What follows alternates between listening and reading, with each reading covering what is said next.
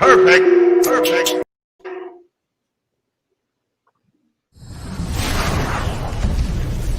Perfect. Perfect. Perfect. Coming to you live from the basement of an abandoned training facility where we talk about fighting, training, and events.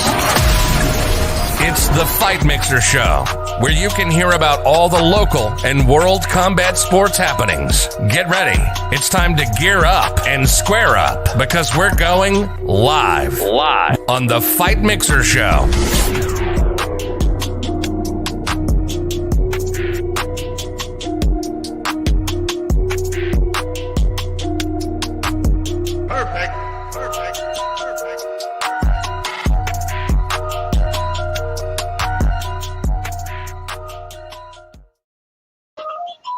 Yo, what's going on, all y'all big dick fans watching at home?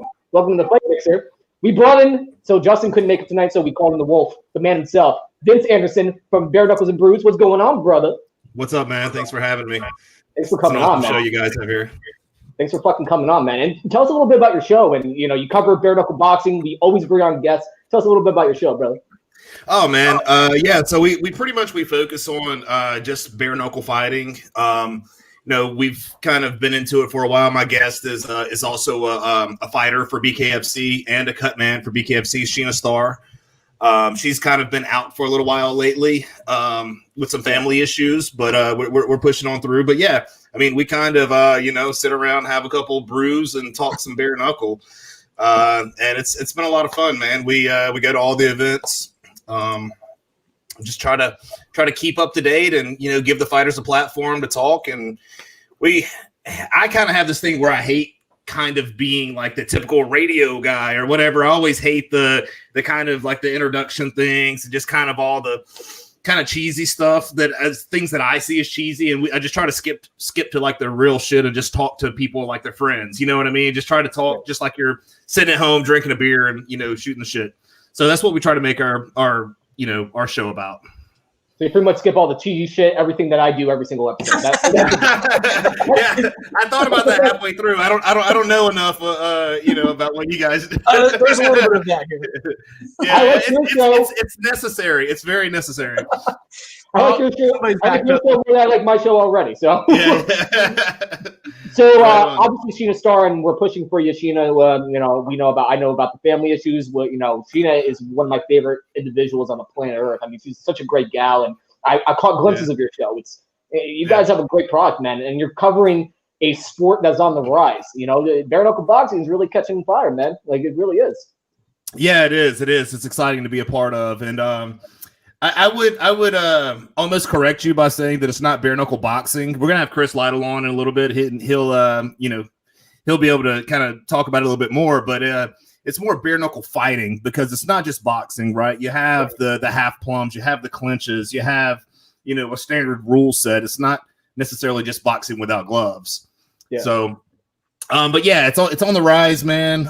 It's fun to be a part of something that's moving so quickly, and we're excited about what's to come. I'm excited to hear it every single week, and we have Cleveland Mclean. How you doing, brother? I'm doing great. How everybody else doing? Doing great, man. Doing great. And we have Vince Anderson from Bare Knuckle and Brews. He's going to be interviewing as well. So how's training been? How's everything going? What's been going on in your world, man?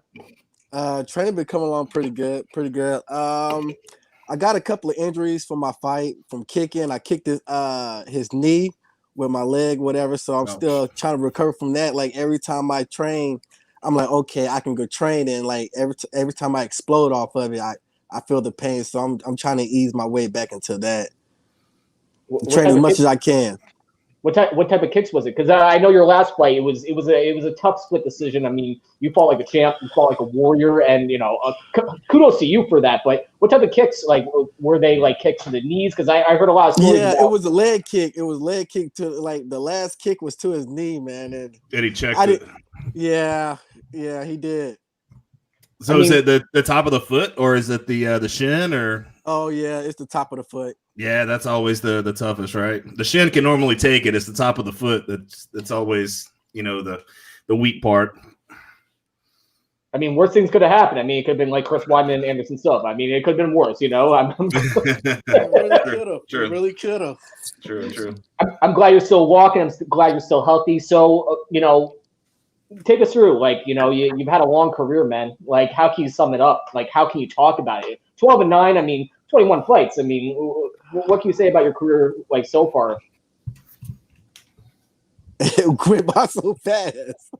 It went by so fast. It don't feel like I had that many fights until like my coach Julian Williams, like, no, this guy got 20 fights or this guy got 21 fights. Actually, I actually forget about it until somebody says it. Right. And you started off in 2012, right? I think I went pro in 2013, I believe. Or 13 or 14. I had my first amateur in 2011, I believe. Jesus fucking Christ, man. That's a long career. That's a lot of fights. Yeah, that's what I was going to say. Yeah. God damn, man. So how's recovery? Staying busy. Yeah. Are you back in the gym yet, or are you? Yeah. I'm back in the gym. I just try to make sure I don't injure myself. That's about it. So what can you do now? I mean, are you sparring or just doing workouts, just keeping healthy, just keeping in shape? I can do everything. I don't kick though. Like if I do spar, I just do more like boxing sparring. I can't really kick that much, but other than that, I'm good. I mean, if you want to get into bare knuckle boxing, Vince is the guy to talk to. I thought about it before. I actually thought about it. Hey, we're on the come up, man. They're doing this new series. It's kind of like the Contender series for UFC. It's called Toe the Line, where people like are given an opportunity to prove themselves and get on a main card. So if you ever want to throw the gloves off, man, holler at your boy. We might be able to point you in the right direction. Oh man, it looks like a lot of fun, honestly. Oh man, it's a lot of fun. It's a great time. Those 2-minute rounds are, it's going from like a steady jog or steady, like marathon run to like a sprint, right? It's sprinting the entire time. Dude, 2 minutes. I spar like 2 minutes. We do like 2-minute warm-ups. Dude, it goes by so fast. Yeah. It goes by so fast compared to 5 minutes. Yeah. It's like right when you whenever you're used to 5 minutes, 2 like, minutes. Yeah. You gotta do your work. That's right. You gotta go in there guns blazing, bro. That's right. Yep. You know what? Like bare knuckle fighting, because Vince corrected me. Like I said bare knuckle boxing, but he corrected me and said bare knuckle fighting. It seems like a safer form of Vale Tudo. Like back in the day, there were a bunch of promotions that popped up in Brazil, and they were just bare knuckle. I mean, Vanderlei Silva fought there. You have Silvio fought there. Jose Pele, Liddell fought there. Like it reminds me so much of Vale Tudo, except you're not fighting on the ground. I mean, like Cleveland. Like, what do you think about the sport itself? Do you think it's on the rise? Do you think it's a competitor to mixed martial arts, or just an extension of it? And Vince too. You answer this question too. I'll let him go first. Yeah, I don't think that it's necessarily a competitor to MMA. I think it's a sport all on its own, and I think it's similar to like Lytle almost. But you know what? It's even safer than like Lytle or even like Muay Thai. I mean, shit, man, you catch a shin to the head or an elbow to the face, then that's a lot scary. Worse than just catching a knuckle, right? So, a lot of people, or at least the critics, have called it like a blood sport. But it's actually, man, it's been proven to be safer, right? You're not taking, like in boxing, you're not taking repeated blows with like padded, the padded gloves, with the shock absorption to the head. You're not taking repeated blows. All the cuts and all the bleeding or whatever is superficial. I mean, you put a couple stitches in and it heals up and you hardly even see it. So I think it's great, man. I love it. If you ever go to a live event and hear just that kind of that knuckle on face sound, you'll be a fan. You can't not be a fan if you attend one live. Oh man, I was supposed to go to one of y'all events because Jim Eller was fighting, but I end up. That's my boy. Yeah, I love Jim. So, does your career do you ever branch out and like compete in like Naga tournaments? So, like, are you open to like bare knuckle, like jiu-jitsu tournaments, or are you straightforward? Because you talk to most fighters and they're they're straight on the path. They want to go to the UFC, Bellator, Ryzen, One. Like, are you open to like maybe competing in boxing, maybe competing in bare knuckle, jiu-jitsu, or is your sole focus is getting to the bigger leagues? Whoever's paying, probably. My main goal is to get to one of the top promotions, but at the same time, I want to have fun while I'm on my way there. I wouldn't mind doing a bare knuckles or a Naga tournament or something like that. It seems like every time a Naga tournament is around Orlando, I have a fight like within like 2 or 3 weeks. So I'm like, all right, I can't take it because I don't want to get injured. Slip up and get caught in a heel hook or something, and there goes your camp. Yeah. Worse, man. So like, what was your base? Like, how'd you get started with mixed martial arts? Did you start off wrestling, boxing, kicking people's asses in high school? Like, how'd you get started? I started off wrestling, and I was actually working at a gas station, and one of the guys I talked to wrestling, he actually started mixed martial arts first. He used to come to the gas station like every day, like, bro, I go to this MMA gym. I didn't even know what it was at first. I go to this MMA gym, bro, you gotta try it. It's like wrestling, you gotta try it. Then like he came for like 2 or 3 weeks straight. I'm like, all right, okay, I'm gonna try it. I went to one class. I'm like, you know what? I like this, and I've been doing it ever since. Actually, he stopped doing it, and I'm still doing it. So, so what do you think about working with Titan? I mean, we're very close with Titan. Or Justin, the cameraman, is actually one of the co-hosts. So, what's your overall opinion and assessment of Titan? I like Titan. I've had 2 fights with Titan. The knockout I got in February, and the last fight I just had. Oh man, I I thought I won that fight, but it is what it is. Judges see different things, but I thought I did enough to win. But we'll see next time I fight with him. I just got to finish whoever I fight next time. Vince, are the judges bullshit in bare knuckle as opposed to MMA? Because judges we need your help, brother. We need your help. Man. I can't speak on that a ton because I have pretty close relations to a lot of them. But I can say at this last event, we had actual referees that were judges, right? You had like Bill Clancy, you had like Dan Mergliotta, you had Wayne Spinola. When they weren't reffing, they were acting as judges. So you can't get much better than that, man. Those guys have a great eye. So can't complain. That's not always the case, but this past event, BKFC 11, that was the case, and you can't get much better than that. So just asking both of you a question. Would the sport just be overall better if, like, in order to be a judge, you have to actually fight? You actually have to train, be in training, actually take a fight? Or wouldn't MMA be better if just judges were all-around fighters? And I feel like that should be mandatory. I ain't mean to cut you off, but I feel like that should be mandatory. Yeah, agreed. Yeah, I got a good friend that fought in the UFC, and he fights in bare knuckle. And he had in the UFC, he had one of his judges was a dentist. Like, that's what he did. Like, he was just a dentist by day, and then he was sanctioned by Nevada State Athletic Commission as a judge, on the weekend. So he judged UFC fights, and it was just crazy. Yeah. Unfucking-believable. Like, who would want, like, as a fighter, you go through training camp, and Cleveland, you know this better than anybody. You go through training camp, and you work your ass off, and then you have 3 bullshit judges, and it goes to a decision, and they give it to the other guy. I mean, is that frustrating from your perspective?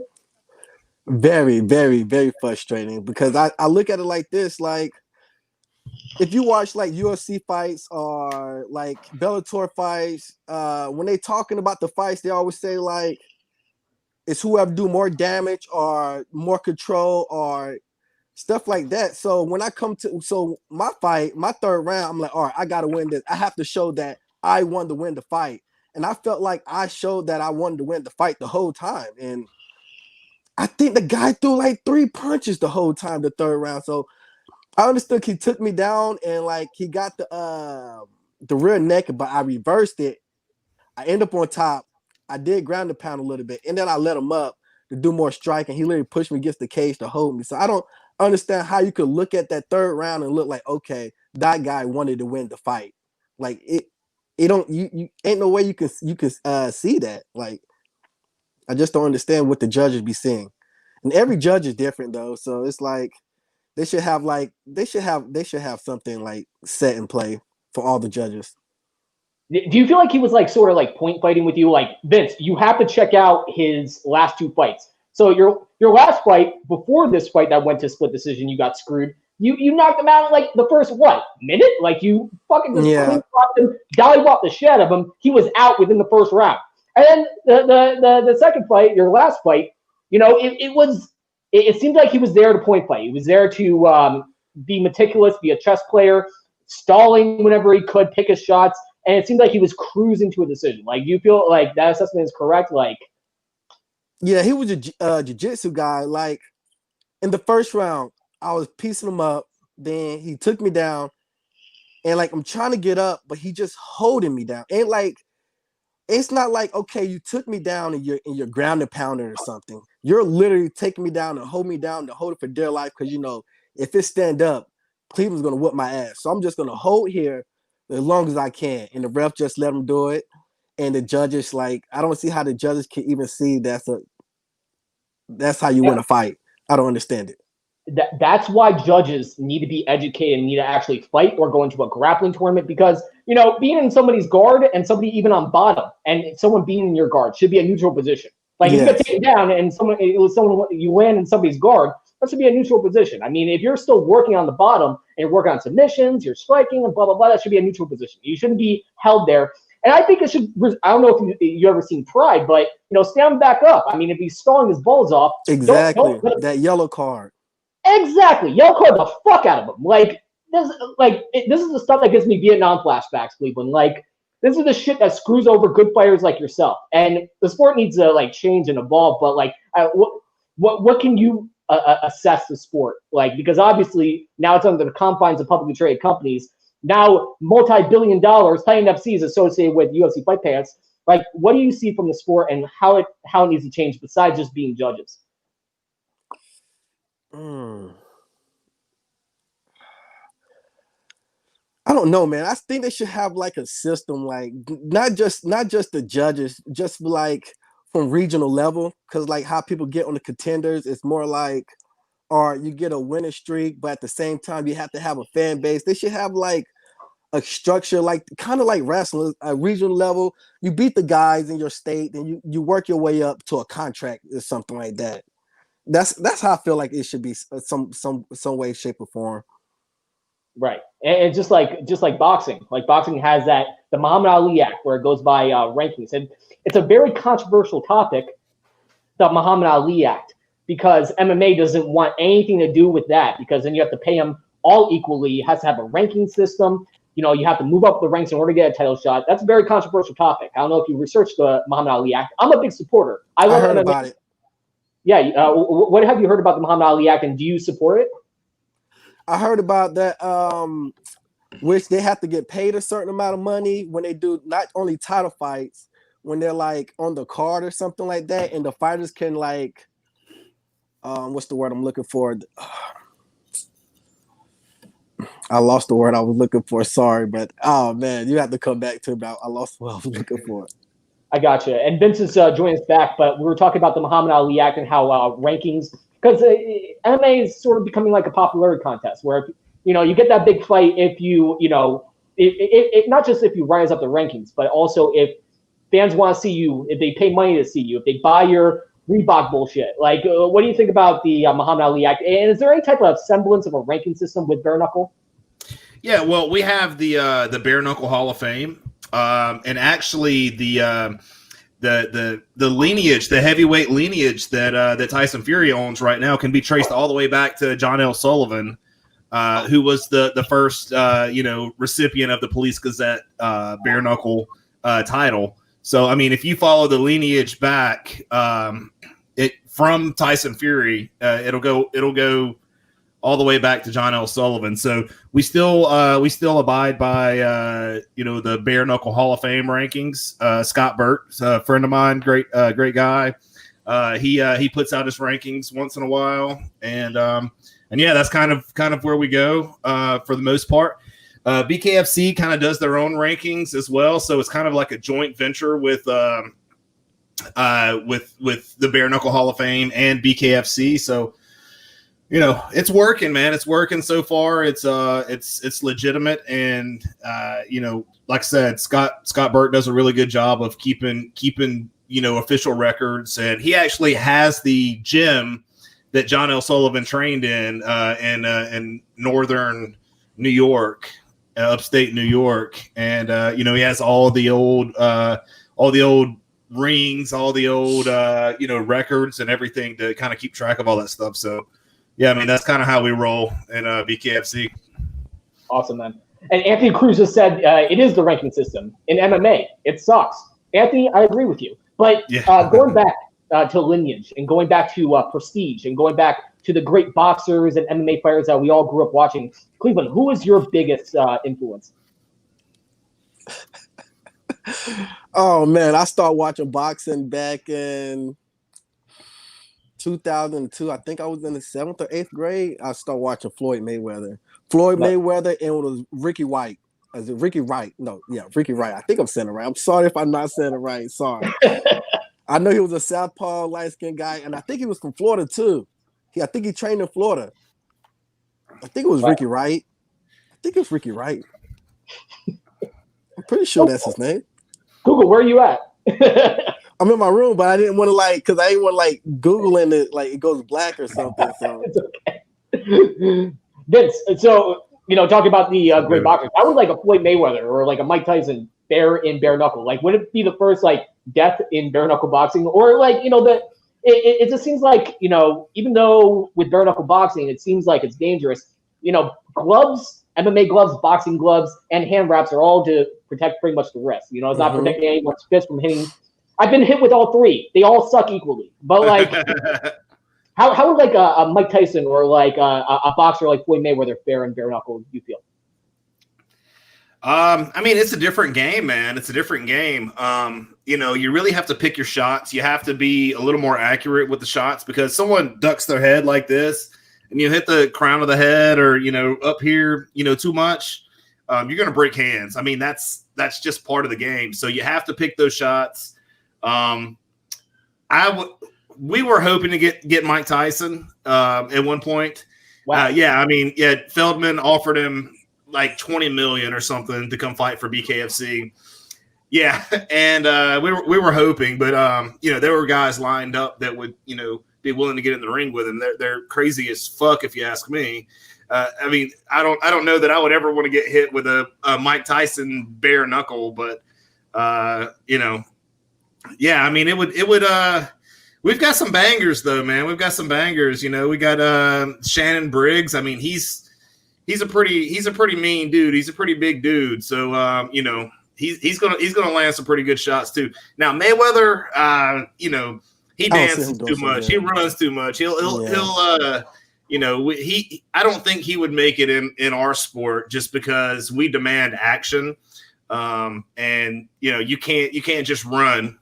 You got to take them track shoes off whenever you step in the squared circle. He's more of a defensive fighter. Yeah, man. He's a counter puncher. He does his little, shoulder and Philly roll kind of thing he does. But, yeah. Nah, we don't Tyson, need, on the other hand, oh, man. Have you ever seen one of those memes? I think the memes, would you take $10 million to get punched in the face by Mike Tyson or something like that? No fucking way. Nah, I'm okay. I pass on that. Every time. Nah, I'm okay. Mike Tyson could be in his fucking casket. I wouldn't want to take a fight or take a punch with Mike Tyson. You know what I'm saying? He just one of those dudes. You know what? I pass. I'm okay. I'll find another way to make that money. I'm definitely looking forward to the Tyson Roy Jones Jr. fight, though. I'm bummed that it got delayed, but I'm definitely looking forward to it. We're kind of our podcast is loosely associated with the Roy Jones Jr. team down in Pensacola. So, I'm team Roy Jones over here, but it's still going to be fun. I think it's going to be an interesting fight.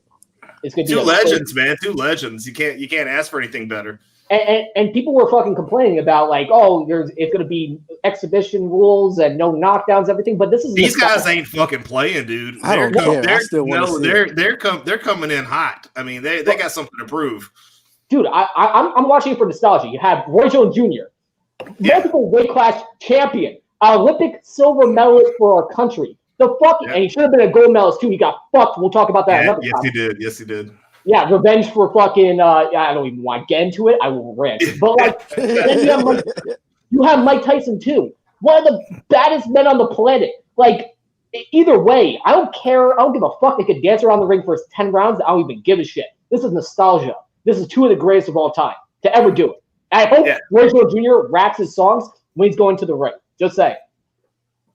Somebody's going to get knocked out. Somebody's going to get knocked out. These guys ain't just going to go in there and do like a pity pat, exhibition match. That's how they're head hunting. They're going to be head hunting. Somebody get hit. But, all right, you ready to turn this up now? They're going to turn it up. Cleveland, who's your pick for the fight? I say Roy Jones. Right now. I got Roy Jones, man. I got Roy Jones, man. His footwork and he's fast, man. He's very fast. He just can't stand it. He just can't stand in front of Mike Tyson, man. He stand in front of Mike Tyson.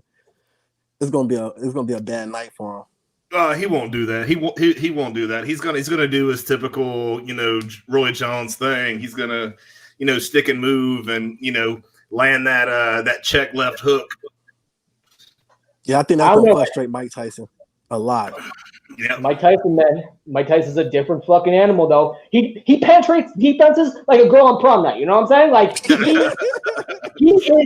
he will find a way to get you. He's a hunter, and Roy Jones Jr. will not have a reach advantage. It's not going to be like Mike Tyson versus Tony Tucker or Lance Lewis or Buster Douglas, where he's going to have a significant reach advantage. Mike Tyson. I didn't think about that. Without a reach advantage, whew.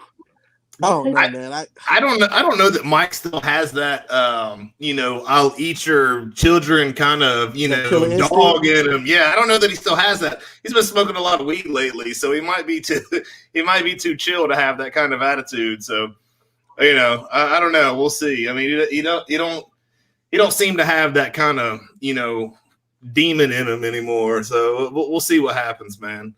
It's a lot more chill and self-reflecting Mike Tyson these days. Well, you know how sparring is, man. You like, I'm gonna take it easy. Then I'm gonna go real light. Then somebody hits you, like, okay, I'm about to whip some ass. Then you turn that switch on. Right. You turn that switch on. Hopefully, he know how to turn that switch on. He's one of the best ever do it, man. They both are. I figured out how a knockout happens. Okay, a promoter is gonna sneak in to his hotel room at the dead of night and just take away Mike Tyson's weed, and Mike Tyson he's gonna fucking kill everybody. I'm telling you. Put a fake letter from Roy Jones. You get this after the fight. Really? All right, Cleveland, my brother. All right, so we have to wrap it up, but any shout outs you want to give? Any upcoming events? You're the man for coming on the show. I love fucking talking to you. Thank you, man. Thank you. I appreciate this. I don't have no shout outs or anything. Oh, I want to thank Club Boost because that's my only sponsor. But other than that, man, I would thank y'all for having me on. Where can I find you on Instagram? Like, where can I add you? BBM_chasing_greatness26. All right, you got a new fanboy, brother. Thank you so much for coming on the show, man. Thank you. You're the man. Y'all have a great one. You too, buddy. Brother. Fucking awesome, man. Yeah, cool guy, man. I have to go follow him now. Oh, there he is. The legend himself. The GOAT. What's going on, brother? I don't know about that, man. I had a little bit of an issue that I had to take care of. The late afternoon PMs, man, they catch up on you. I got to take care of business. So now I'm cleaned out and ready to go. You're a busy man. And Gabe, just make an introduction. Gabe, this is Vince. Vince is from the Bare Knuckle Brews podcast. Vince, this is Gabe, former WEC champion and UFC veteran. And we also have the GOAT, the man himself, Chris Lytle. What's going on, brother? What's happening, fellas? Good to see you guys, man. Gabe, long time. My goodness, what are you doing there, brother? It's been quite some time, Chris. Everything well with you? I couldn't be better, man. Vince, what's happening? How you doing, buddy? What's up, buddy? Happy to be here. Good to see you, buddy. So, Chris, how's everything going with the Ken Chris documentary? How's everything rocking with that? Man, it's coming along very nicely. I'm excited. Hopefully, we'll be over to Japan here soon.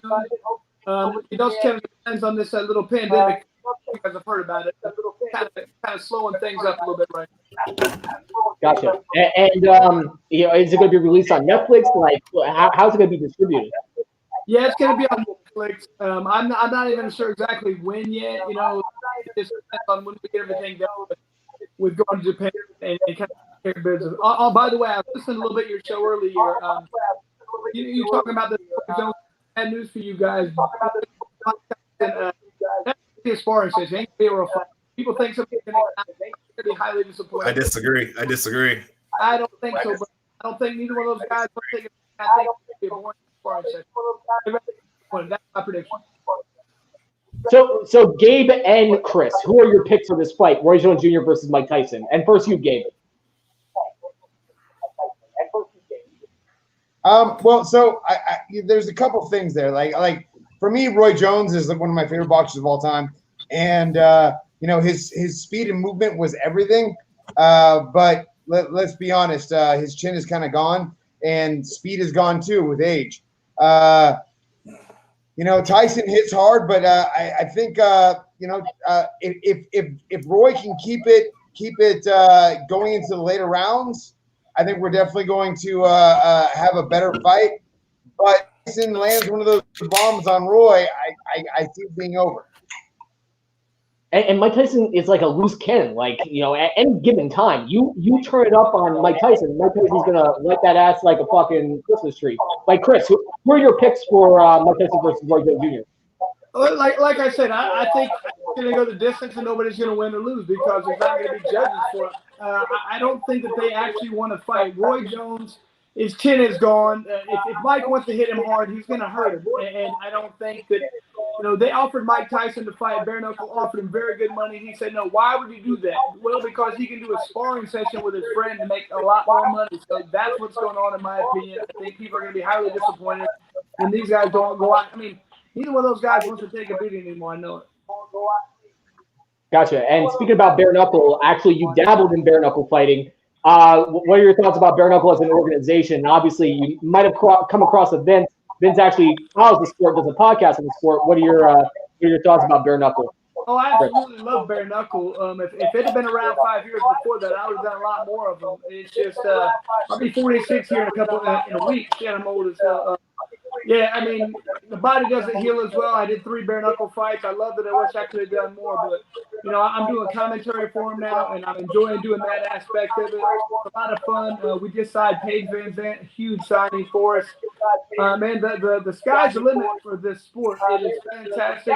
And people still in this sport, they don't think it's an athletic contest. They think it's a fist fight. You know, you get a lot of these UFC fighters or even boxers. It's about, you know, managing the fight and making sure you win without taking damage. And it's all about winning at all costs. These guys just want to fight in big KFC. They just want to punch them in the face, and that's why people love watching. It's a lot of fun. Yeah, Chris does a great job with the commentary, man. He and Sean Willock are, you know, they're locked in on this commentary thing, man. They're 2 of the best in the business. So it's awesome. A little bit of reverb, man. It's kind of throwing me off a little bit, but they're great. And Gabe, have you obviously you guys have come cross pathways. Like, Gabe, what are your memories of Chris? And Chris, what are your memories of Gabe? Oh, I used to love it when we fight the WWC together. Go ahead, Gabe.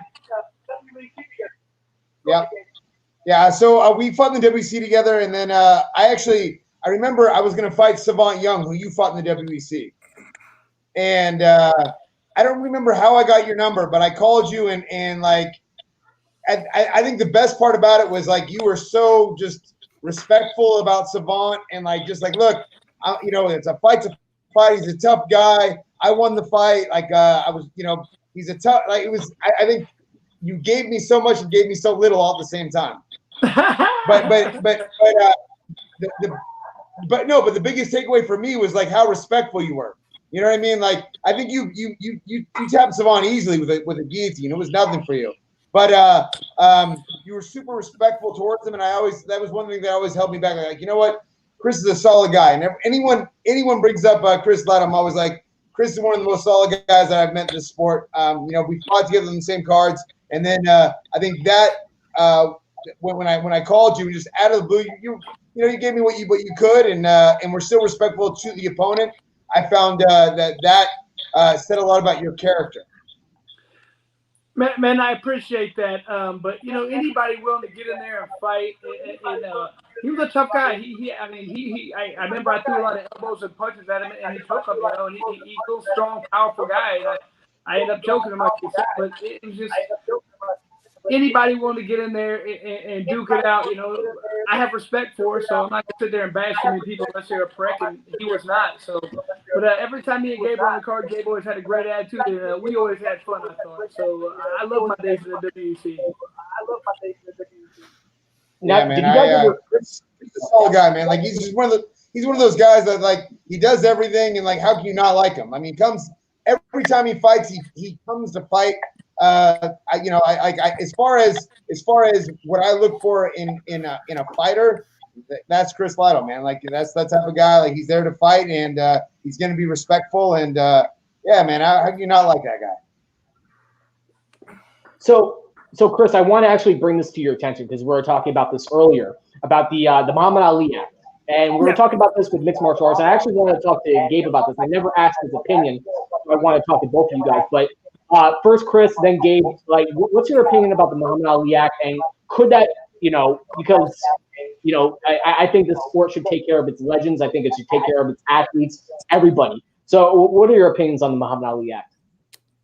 I mean, there's obviously a lot of positive things with the Muhammad Ali Act. I like that a lot better than some of the other aspects of, you talk about certain unionizing things and people got to understand that there can be good and bad aspects of that aspect of the fight game. So you got to be very careful what you're asking for, because sometimes you can push things too far and you can hurt yourself, and your organizations can go away. And you want there to be some competition. And if there's only one game in town, if there's only the UFC and they're the only one who can afford it, that might be another problem. So you got to be careful with how you word things. But in general, I think the Muhammad Ali Act has a lot of positive things. The UFC has a pretty good thing where they go with well, you guys are not employees, you're subcontractors, but it's like, what kind of subcontractors have to wear a uniform and have to be ready for drug tests all the time? So there's a lot of holes in their whole game. To me, I would like to see the UFC, self-impose some kind of a thing where they would go, hey, this is going to be like the NFL, the NBA. If you play here in the NFL, if you play there for 4 years, you're vested and you get some form of a pension. Now, we don't do years, but let's say you fight 12 fights. That's like average of 3 a year. For 4 years, you'll get some form of a pension. I don't even care if it's, maybe you can stagger it, but if they fight there 20 times, they get more, 30 times more, but they should get a couple thousand, something each month, because nothing makes me sadder than to see a fighter who's like at the end of his career and he's still fighting what he doesn't want to do. He's fighting for money because he has no other option. That bugs a piss out of me. They have enough money, they can set that up for very little. I mean, what the UFC sell for $4.2 billion. Take that 0.2 and you can set that up for the next 20 years. Right. And Gabe, what's your opinion on the Muhammad Ali Act? I mean, look, I am part of a current ongoing litigation against the UFC. And one of the things that was learned in the discovery is that 12% of profit is going back to the talent, the people that are putting their lives on the line, that are putting their health on the line, and 12%. So that means that everything else is going to the promotion. That is a massive disparity. To give you an idea, when my last fight, so when I took my fight with Joe Lazon, I had a back injury. Okay. And I got an MRI right before the fight. I think I had like a 6 millimeter herniation. Okay. I then fought my next fight, and after the fight, my back was destroyed. It went to, I think it was 18 millimeters. So the UFC said, "Oh, it happened during the fight, so we'll take care of it," right? And then they said, "Oh, no, you had a previous MRI, so it was a pre-existing issue. We're not paying you anything." So I had to get my back done at $40,000 cost to myself. Like I put my body on the line to fight. Look, I made the decision to do it. I signed the contract, but there's an issue when Dana White pays he tips more than I make in a fight. Right. So there needs to be some change. There needs to be something. We put it on the line. We fight our ass off. I mean, like Chris, I think you can absolutely attest to this. We put it on the line, and I'd rather die than give up. And I've lost fights, and that's neither here nor there. The idea that we go in there and we sacrifice but get nothing in return is dishonorable for the whole sport. Well, and that's why, to me, my whole thing is, if you've been there, if you fought there, and you helped build this organization, there should be something there for you at the end. Like I said, when they sold for $4.2 billion, you take that 0.2 and you put that to the fighters to take care of the people who built this and that'll pay for that for 20 to 30 years, I would think. I mean, we're not asking for a ton of money, just something to make sure people aren't continuing to, like, some sort of a pension or something. I mean, I think that's reasonable. But you have to fight for that the whole time. And having two legends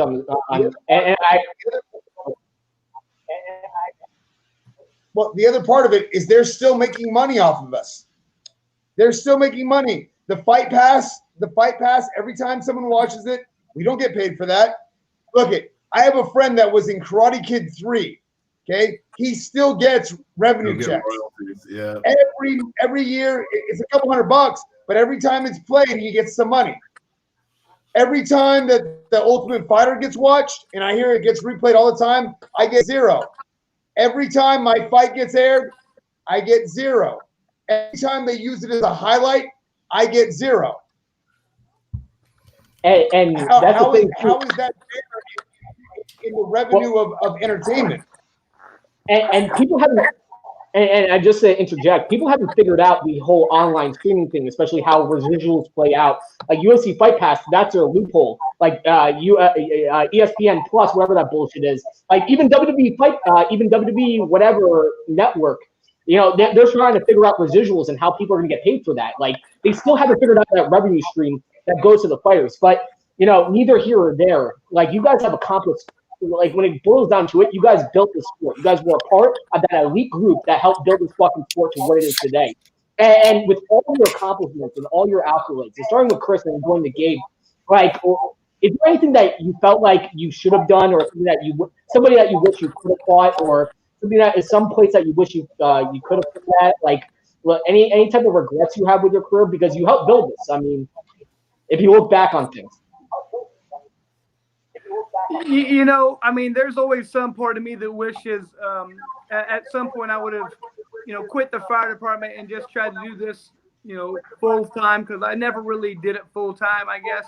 The only time I ever trained like a real fighter, I think, when I was on the Ultimate Fighter. But besides that, I was on the fire department, full time and having 4 kids. And there's always a part of me that wishes I would just have forget it, quit everything else, move to a different place and really go after it. But I mean, I loved my life. I loved everything I was doing, and I felt like I was still good enough to be towards the top doing what I was doing. So I was like, I'm not going to change anything. I can do it this way, and I'm going to do it my way, and I tried it my way. I have nothing but good memories.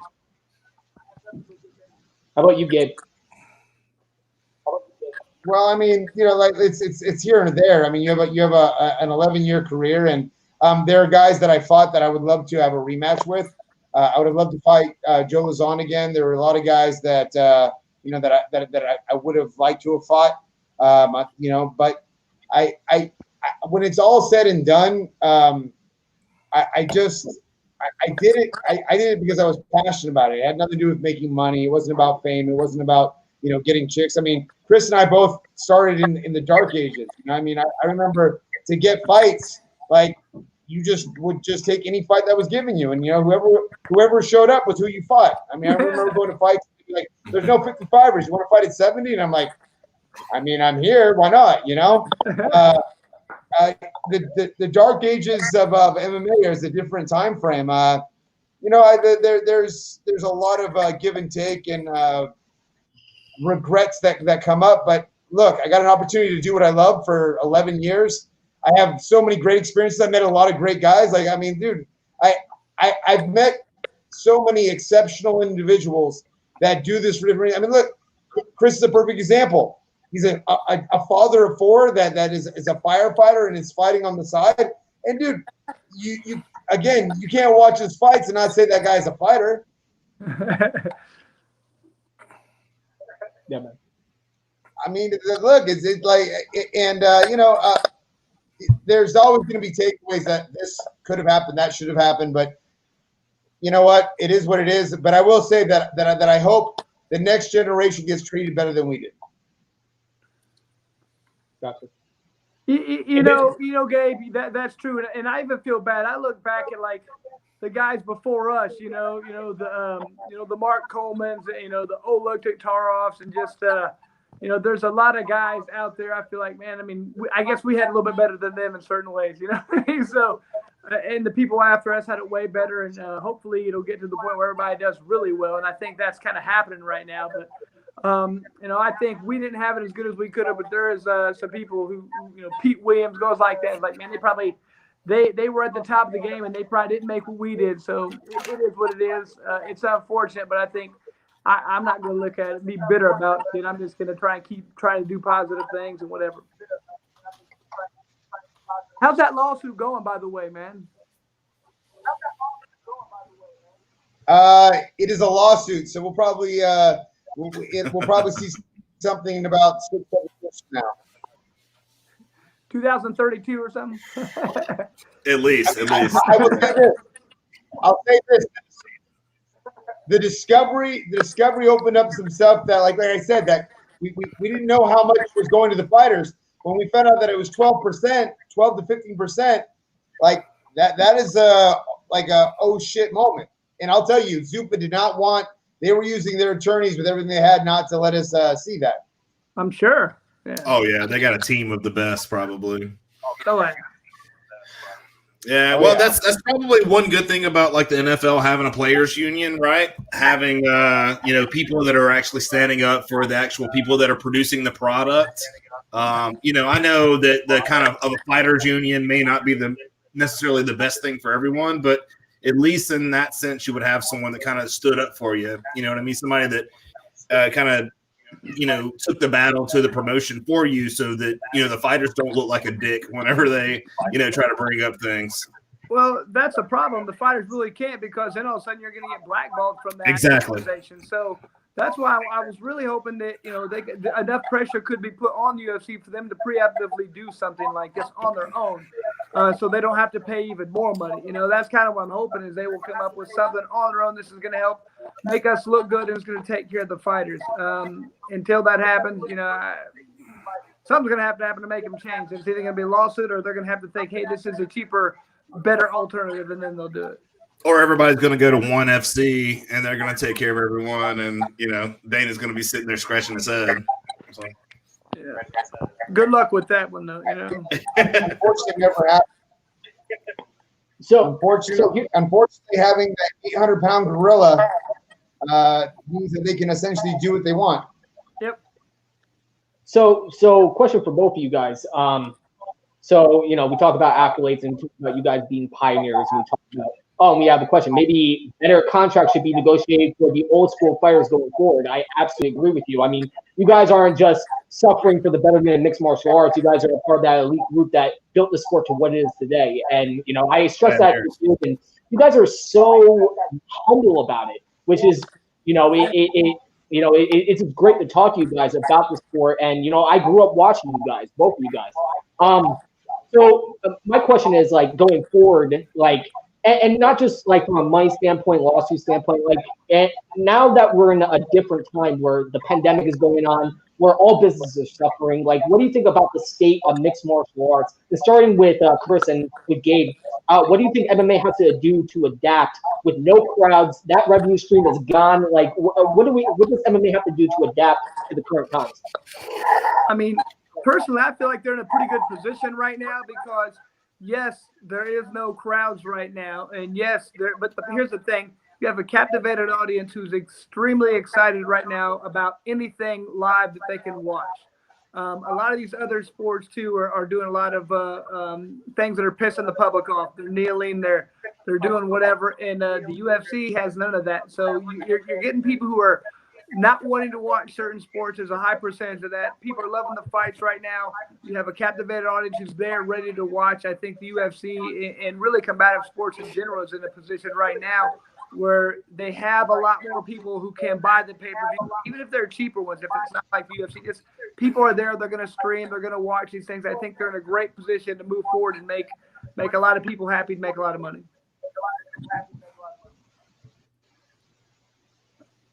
How about you, Gabe? Well, I mean, I think right now is an interesting time. Chris fought in Japan. Japan is very, very quiet anyways. There's very, very few. I mean, you'll hear like, when a certain moves happen, there's some clapping, and that's the extent of it. But I think the one thing I see is, and this is for all formats, we're going to web-based, we're going to apps. So, this current climate will probably stick around. The live dates, the live revenue is obviously something they want to keep involved in, especially because there's other ways of making money, whether it be merchandise or food or beverage. But I think it's probably gonna stay in this current format in some way or the other. I think it's definitely a turning point for the way things are viewed. Yeah. And it reminds me of like the good old days where you guys used to fight for like King of the Cage and other promotions where you guys fought in front of like maybe 100 people or like 30 people. And like it reminds me so much. It gives me the flashbacks to the days of tape trading where I'm watching these tapes and these fights are on a camcorder and there's like 30 to 100 people in the audience. And you guys fought during that era. You built the sport on that era, which is crazy. Now people are experiencing it right now, which is crazy. Oh, yeah. I know I've been there many times when there wasn't a big crowd. I fought in Chicago once when a guy named Ed Kim put on a fight, piece of shit. And he ripped everybody off. Nobody showed up. It was a great card, too. There was like 6 UFC veterans turned out to be on it. I think Rich Franklin was on it. Eugene Jackson fought Tony Franklin. Just a great card, but nobody showed up to the fight because I don't think he promoted it. He was just a young guy. Everybody's check bounced, at the end of it. But, I mean, yeah, there was probably 100 people there total. That counted workers and fighters, So I mean, yeah, you could definitely hear people. I mean, in the crowd there was no cheering. It was just like, I mean, there's probably more noise you're hearing on these UFCs than there was at that crowd. And like you said, fighting Japan many times.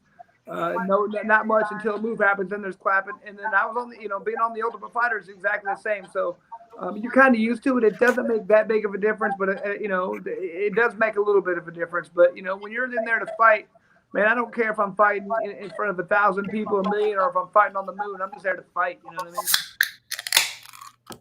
Yeah, man. Does it give you like flashbacks to the good old days where like nobody's in the crowd and people are just fighting just to fight? It definitely does, and there's something to be said about that. Fighting is fighting, man. Like my anxiety level is the same whether we're fighting in front of nobody or we're fighting in front of 18,000 people.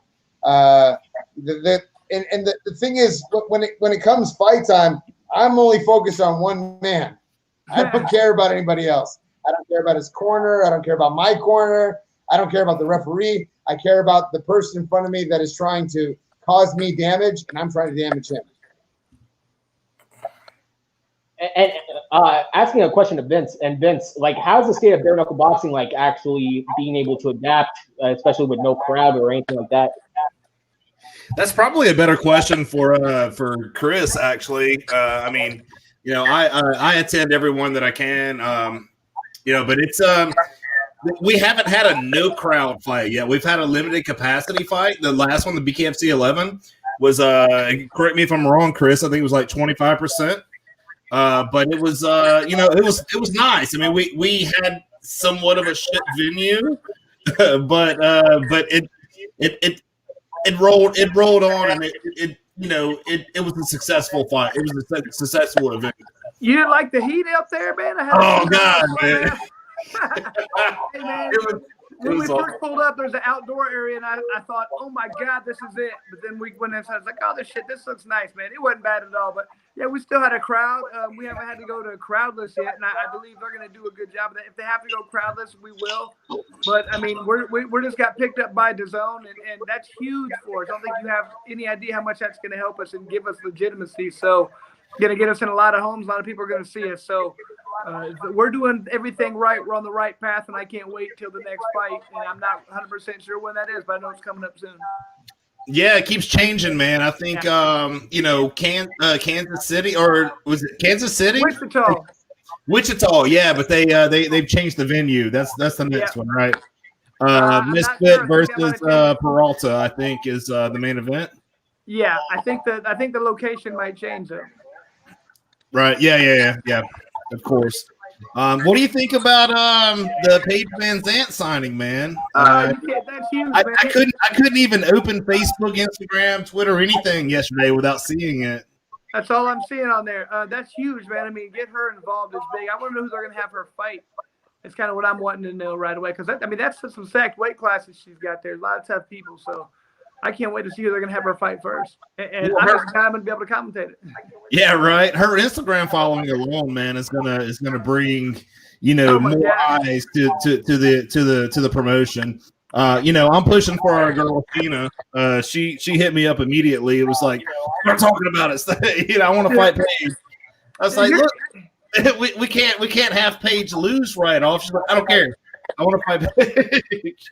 So I mean, hell yeah, I'm team Sheena versus Paige Van Zandt right now. Yeah, that'd be a good one. And here's, like you're saying, man, I mean, just the amount of eyes she can get on the sport is huge, because everybody I've talked to, once they watch it, they want to watch it again. It's not like, I mean, people like it. So all you have to do is get them to watch it once, and if so, you're going to have a fan for a long time. And it's a very reasonable price, and you get on DAZN, they're going to like it once they see it. So we just got to get people to see it. That's right. Yeah, man, I'm excited about it. They're saying November is the expected, debut for Paige. So can't wait to see that. Word. Gabe, what's your opinion about bare knuckle boxing? I don't think I've ever asked you, and I pick your brain about everything. But what's your opinion about bare knuckle boxing, Gabe? Yeah. I mean, I think it's fun. I mean, there's. I mean, look, like real fisticuffs is something everyone can appreciate. You know what I mean? Like really, I appreciate the old Vale Tudo style of like no gloves. We talked about that earlier. Yeah. I actually, I hate to say it, but I would love that. If we could add more things to it, I'd be even more on board. But it's exciting, man. And like, what would you add? What would you add, Gabe? Which promotion hit me up? What's that? What would you add? I would add headbutts. I would add knees. Right? That's not the way. What's that Muay Thai? Lift way, whatever that. I'm saying, let's go all in. Dude, could you imagine? People would be losing their minds. They would not want to turn it off. I know I would. But, you'd have to show it in a different country. They wouldn't play it. They wouldn't allow it here. Hey, Phuket, bro. Go to Phuket. They'll show you. I know. But hey, I want the real deal. I appreciate violence. Gabe, man? Gabe, you're speaking my language, because when we start fighting, you could headbutt, you could knee the head. And there was something about that where, you would do it and it opened other stuff up. I mean, you get somebody on the ground, you throw two knees to the head, they rolled over. I mean, they gave you more submission. You headbutt a couple of times, you're like, damn, I better move my head. I mean, I'm a purist, man. I want the less rules, the better, in my opinion. I'm 100% with you. It's a different sport. It's better. It's pure. I'm with you, man. I love it. And once you've done all that, so that's one of the reasons I had to do bare knuckle. Once I saw it, I was like, I got to do this at least once to try. And I was like, oh yeah, I like this. This is where it's at. So, but the less rules, the better. You're right, Gabe. I would love for them to add a spinning back fist to the rules, man. That's the one thing. If I could add something to BKFC, a spinning back fist would be awesome. Be nice. I'll talk to some people. See if I Yeah, you got the stroke over there, bro.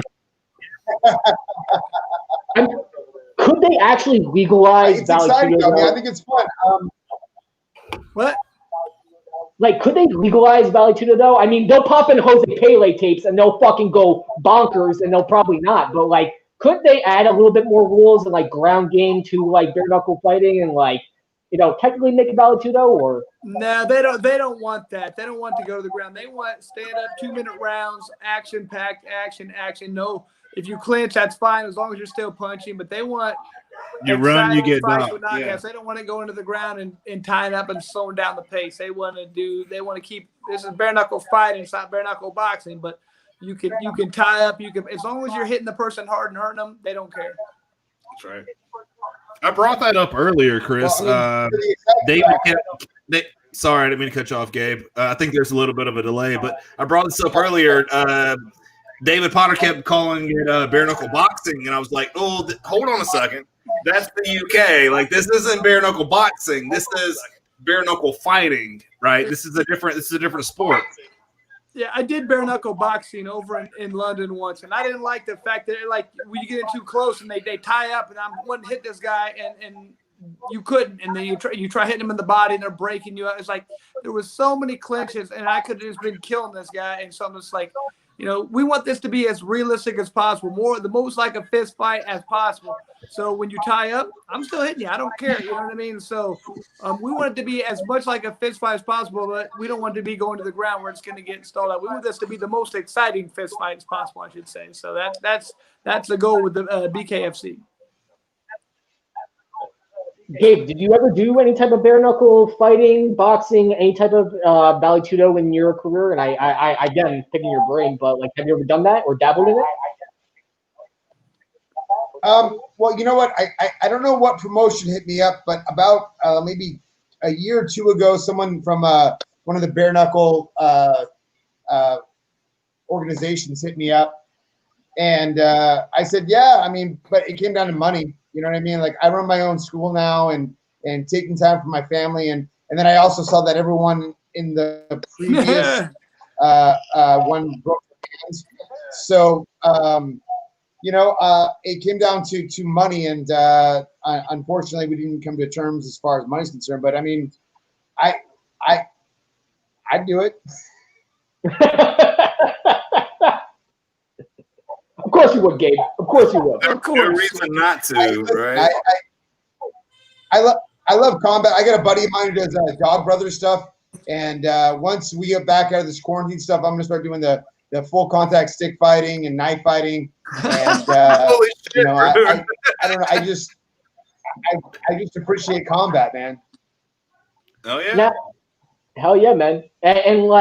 And obviously we have to, it's 9:33, so we have to wrap up the show. But like, to a question to Chris and Gabe, like, as legends, pioneers, guys that helped build the sport on their back and literally broke their back while doing it.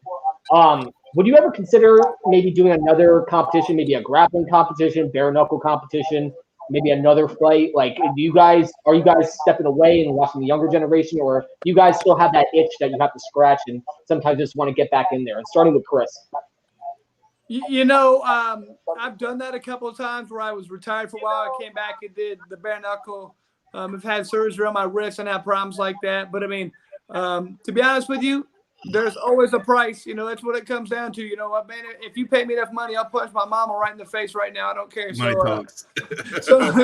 So yeah, there's always a price. If somebody wants to pay to see me fight, I would do it. But it would cost a lot more than it would have a while ago. You know what I mean? So I'm very happy what I'm doing right now, doing the commentary. I'm very happy with, doing what I'm doing. But like, there's always a price. Don't offer me too much, or I'll take it. Everybody has a price. How about you, Gabe? I mean, I have a rule, okay? If anybody wants to fight me, my gym is open. Sign a waiver. I don't care who you are. If you want, I'm all in, right? But that is a different thing than if you're going now. If you want me to fight as an entertainment factor, then you have to make some money so I can put it towards my family. If it provides for my family, I'm all in. But if you want to play for blood, then we're doing all rules, and then I'm going to give you everything I've got, and I hope that you're prepared for it. Oh, that's where Gabe and I differ. I only fight for money. You want to come with me? We fight. I'm getting money. I'm not doing this for pride. No. I want money. Any last questions from you, Gabe? I mean, Vince, for Chris? No, I mean, I appreciate you guys having me on. I will say I don't know Gabe personally. I do know Chris. I've seen him in action. He's a very humble guy, man. We've been out at the casinos after fights, before fights and stuff. And any fan that ever comes up to Chris and asks for an autograph or a picture or whatever, he's always, let's do it right now. He's a stand-up guy, man. He's one of my favorite people in the world. He does an awesome job with the commentating. So shout out to you, Chris, man. You're doing a great thing, man.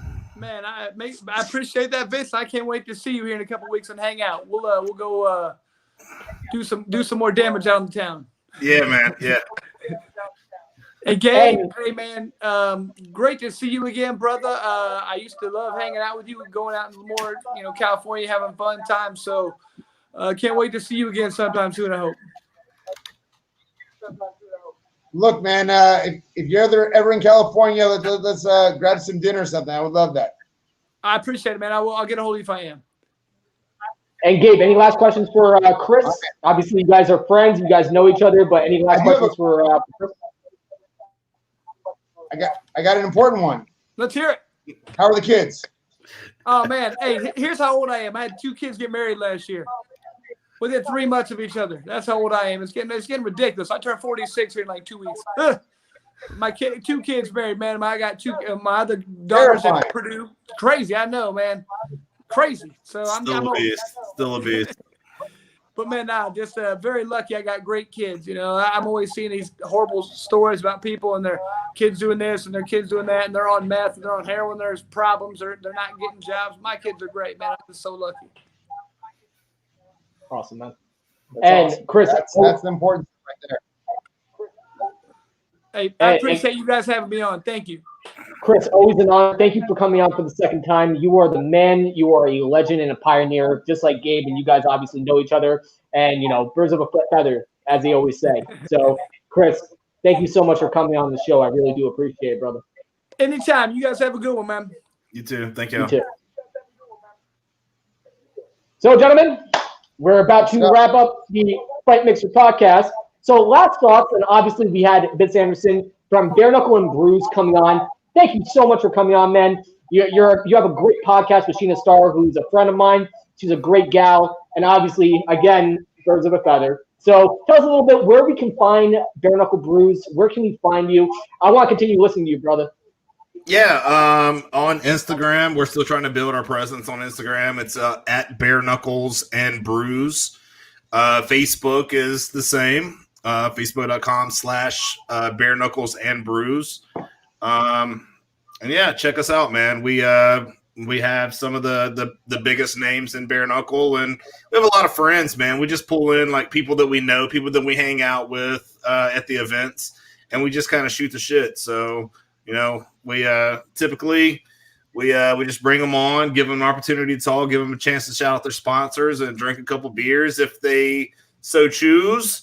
And then also Matt kind of gave me a little bit of shit in the private chat about this, but definitely go check out Fusion CBD. That's fusioncbdproducts.com. Use code Knuckles at checkout. Awesome. And Gabe, obviously WC champ, UFC veteran, Brazilian Jiu-Jitsu black belt, owns his own school, a great father, a great gentleman, if you will. Gabe, any parting words for this evening? No, man.